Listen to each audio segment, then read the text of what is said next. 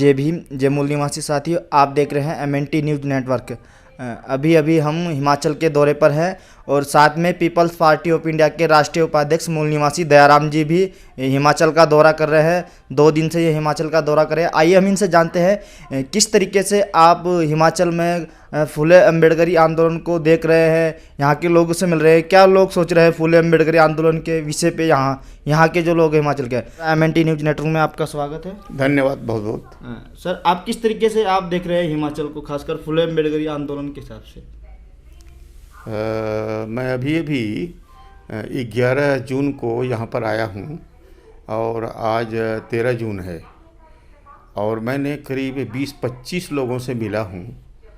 और मिलने के बाद जो हमारे SC और ST के लोग ही मिले हैं और बाकी OBC के लोग हमें मिले नहीं अभी तक। मुझे ऐसा आभास हुआ है कि यहाँ पर बड़े कन्फ्यूज लोग हैं और उनको बाबा साहब डॉक्टर अंबेडकर, राष्ट्रपिता फूले से संबंधित उनको जानकारी का अभाव है और साथ साथ उनको ये नहीं पता कि हम जो आंदोलन चला रहे हैं उसकी आइडियोलॉजी क्या है, उस आंदोलन का लक्ष्य क्या है। ये हमें बड़ा अभाव लगा है हिमाचल में और साथ साथ मैंने एक कार्यक्रम भी अटेंड किया। करमचंद भाटिया ही एक ऐसे हमें यहाँ शख्स मिले जिन्होंने हमें काफ़ी जानकारी दिया है और साथ साथ उस रोजगार से संबंधित एक कार्यक्रम था और उनके साथ में गया भी था वहाँ पर। लेकिन जो लोगों के विचार सुने, सबसे बड़ी बात है कि उसको ऑर्गेनाइज करने वाले एक जो है वैश्य समाज के एक इंडिविजुअल व्यक्ति हैं, वो जो दिल्ली यूनिवर्सिटी में रिसर्च स्कॉलर हैं, मनोज कुमार गुप्ता। और इसका दारोमदार जो है कनिका तिवारी के ऊपर आंदोलन जो चल रहा है। वहाँ पर जो कार्यक्रम मैंने देखा, कार्यक्रम गैर भाजपा और गैर हिंदू विश्व परिषद यानी भाजपा और उसके आपसूट विंग आनुवांशिक जो संगठन हैं उनसे हट करके उसमें कांग्रेस के भी लोग थे, शेड्यूल कास्ट के तमाम संगठन के लोग भी मिले मुझे और मैंने उसकी स्पीचेज बड़े ध्यान से सुना है। लेकिन उनका जो है कोई क्लियर कंसेप्ट हमें नहीं दिखाई दिया। केवल जो कंसेप्ट हमें क्लियर दिखाई दिया तो वो करमचंद भाटिया ही ऐसे व्यक्ति मुझे मिले जिन्होंने बड़ा क्लियर शब्दों में बोला। यद्यपि बड़ी लिमिटेशन थी समय का, इसके बाद भी उन्होंने बहुत अच्छी बात कही है। लेकिन सबसे बड़ी बात है, जिस आंदोलन का नेतृत्व ब्राह्मण और बनिया करेंगे और वो कितनों कहें कि हम आश्वासन दें कि हम रोजगार के लिए, सभी के रोजगार के लिए हैं, तो बाबा साहब डॉक्टर अंबेडकर ने बड़े स्पष्ट शब्दों में कहा है द अनटचेबल पुस्तक में, ब्राह्मण विद्वान हो सकता है लेकिन कभी ईमानदार नहीं हो सकता। इस बात को हमें दिमाग में रखना चाहिए और उस धारणा के आधार पर जो वो लोग, हमारे समाज के लोग इतने कन्फ्यूज हैं, पढ़े लिखे लोग, कि उन्होंने अपनी बातें रख रहे थे और सभी तारीफ कर रहे थे उन लोगों की जो लोग इसको ऑर्गेनाइज किए थे और वो बता रहे थे कि हम ये करेंगे, वो करेंगे, तमाम बातें थे। लेकिन किसी के मुंह से ये नहीं निकला कि इस देश की जो जनसंख्या है उसमें इस देश का मूल निवासी कितना है, इस देश का आदर्श लोग कितने हैं।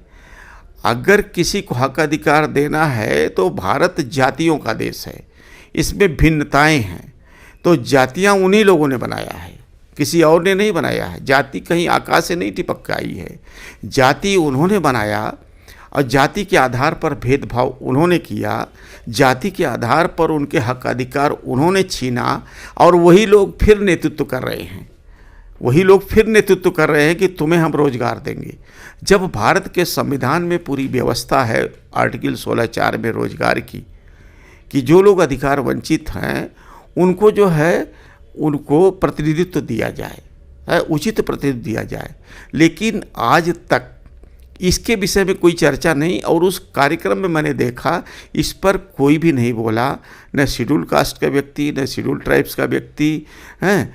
और जो और सब चीज़ें देखा मैंने, उसमें ये लोग रोजगार की तो बात कर रहे थे, लेकिन रोजगार के विषय में जो संवैधानिक मूल्य हैं, संविधान के माध्यम से जो व्यवस्था दी गई है, उसका कहीं पर भी कोई जिक्र नहीं था और किसी ने कोई जिक्र नहीं किया। और विशेष रूप से शेड्यूल कास्ट के लोग, भिन्न भिन्न संगठनों के लिए लोग थे, उनकी विचारधाराओं में मुझे बड़ी ही अटपटा सा लगा। और ये लगा कि उनको न बाबा साहब अभी समझ में आए हैं, और न राष्ट्रपिता फूले आए हैं, न पेरियार आए हैं। इसलिए जिन्होंने राष्ट्रपिता फूले, बाबा साहब डॉक्टर अम्बेडकर, पेरियार को नहीं समझा, वो कभी भी कोई भी आंदोलन चलाएगा सफल नहीं होगा, पहली बात। और दूसरी बात, जिन लोगों के नेतृत्व में कर रहे हैं वो कभी भी सफल नहीं होंगे। मुझे ऐसा आभास हुआ कि वर्तमान सत्ता जो है, इन जो दो तिवारी और जो है मनोज गुप्ता को जो भेजा है, मुझे ऐसा हुआ कि ये उधर से भेजे हुए एजेंट हैं कि तुम लोग उनको किसी भी दशा में इनको उलझा कर रखो। जैसे स्वामी विवेकानंद को उन्होंने यूज किया, उलझा दो वेदांत में, उलझा दो उपनिषद में, पुराणों में उलझा दो इनको, उसी में उलझे रहें, ईश्वर, आत्मा, परमात्मा, भाग्य में उलझे रहें और तुम इनके हक अधिकार ले लो। और वही यहाँ पर भी मैंने देखा कि वो दो ब्राह्मण बनिया, दो के नेतृत्व में जो चल रहा था, और उससे जो है उनका मकसद केवल ये था कि ये किसी तरीके से अपने हक अधिकार की तरफ सोचे भी नहीं, जैसा कि वर्तमान सत्ता में बैठे हुए केंद्र की सत्ता और स्टेट की सत्ता जैसे सोच रही है, वही सब यहाँ पर मैंने देखने को मिला। इसलिए हिमाचल में हम यहाँ पर आए तो हमने टटोलने की कोशिश किया कि हमारा राजनीतिक जो संगठन है, people's party of India democratic, जब तक हिमाचल में इस पार्टी को, जो डेमोक्रेटिक पार्टी है, उसकी जब तक प्रस्थापना हम नहीं कर पाएंगे, तब तक यहाँ पर कुछ होने वाला नहीं है। इससे पहले यहाँ पर जो है और भी संगठनों का नाम मैंने सुना, लेकिन उसका कोई असर नहीं दिखाई दिया। तो इसलिए हमें जो है अपने हक अधिकार की लड़ाई लड़ना है, तो पॉलिटिक्स से ही संभव है। पॉलिटिक्स में भी हम देख रहे हैं कि सारे राजनीतिक दल अपने अपने स्वार्थ में बिक रहे हैं। अब अभी हमने समाचार पढ़ा कि जिस ओबीसी, जो ओबीसी के मुख्यमंत्री रहे अखिलेश यादव ने, किसी ओबीसी को, किसी SC ST को मेंबर ऑफ पार्लियामेंट राज्यसभा में नहीं भेजा, बल्कि कांग्रेस के कपिल सब्बल को अपनी तरफ से भेजा है। जबकि अपने ओबीसी और SC ST में अच्छे लोग थे, लेकिन नहीं भेजा है। वो क्या कमियां थी? इनको ब्राह्मण ही प्रिय हैं, और कपिल सब्बल ने ही ऐसा वकील रहे, ऐसे मिनिस्टर रहे कांग्रेस के, जिन्होंने हमारे आरक्षण पर बार बार हमला बोला है, हमारा बहुत बड़ा नुकसान किया। उसी कपिल सब्बल को जो है वहाँ पर भेज दिए, जबकि हमारे अपने होने चाहिए थे। इस तरीके से जो है, जो हम हिमाचल का दौरा आज हमारा लास्ट है, और मैंने देखा है कि यहाँ पर बहुत कन्फ्यूज लोग हैं, क्योंकि हमें हिमाचल में अपने ऑर्गेनाइजेशन को खड़ा करना है, तो हमें कॉम्पिटेंट ह्यूमन रिसोर्स चाहिए। और कॉम्पिटेंट ह्यूमन रिसोर्स ही कुछ कर सकते हैं, कन्फ्यूज्ड ह्यूमन रिसोर्स कुछ नहीं कर सकते। इसलिए कॉम्पिटेंट ह्यूमन रिसोर्स की खोज में ही हम आज 3 दिन से लगे हुए हैं। हम पुनः फिर आएंगे, लोगों से संपर्क करेंगे, लेकिन क्योंकि हमें केवल एक व्यक्ति भाटिया, करमचंद भाटिया मिले, जिनकी विचारधारा मुझे बहुत अच्छी लगी, जिनकी सोच बहुत अच्छी लगी, जिनकी आइडियोलॉजी बहुत अच्छी लगी, इसलिए हमें आशा बधी है कि हम इस शिमला में बैठा हुआ हूँ, और पूरे हिमाचल प्रदेश में हम PPID को यहाँ कर ला करके खड़ा करेंगे, और जो हमारा मिशन है उस मिशन को हम मंजिल मकसूद तक पहुँचाएंगे। क्या संदेश देना चाहेंगे यहाँ के जो मूल निवासी लोग हैं हिमाचल प्रदेश के, हमारे चैनल की तरफ से? मेरा हिमाचल प्रदेश की जनता को, जो देश की हमारे मूल निवासी जनता जो है, उसको मेरा यही संदेश है कि वो अपने हित में अपना हित चाहते हैं तो वे बाबा साहब डॉक्टर अंबेडकर, राष्ट्रपिता फूले, अपने पुरखों को पढ़ें। और जब तक वो जानकारी नहीं होगी उनको, क्योंकि जानकारी ही हथियार होता है, जब तक उनके पास जानकारी नहीं होगी वे कभी भी किसी आंदोलन में जो भी करेंगे उस पर सफल नहीं होंगे।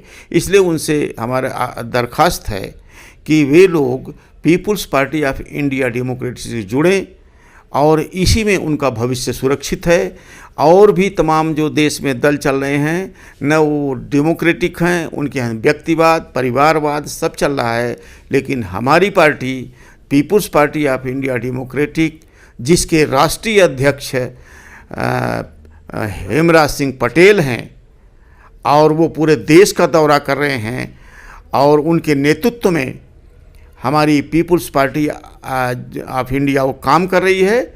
और हमें उम्मीद है कि हम अपने मकसद को जल्दी पूरा करेंगे। इसलिए यही हिमाचल की जनता से निवेदन है कि वो people's party of India democratic से जुड़ें। धन्यवाद।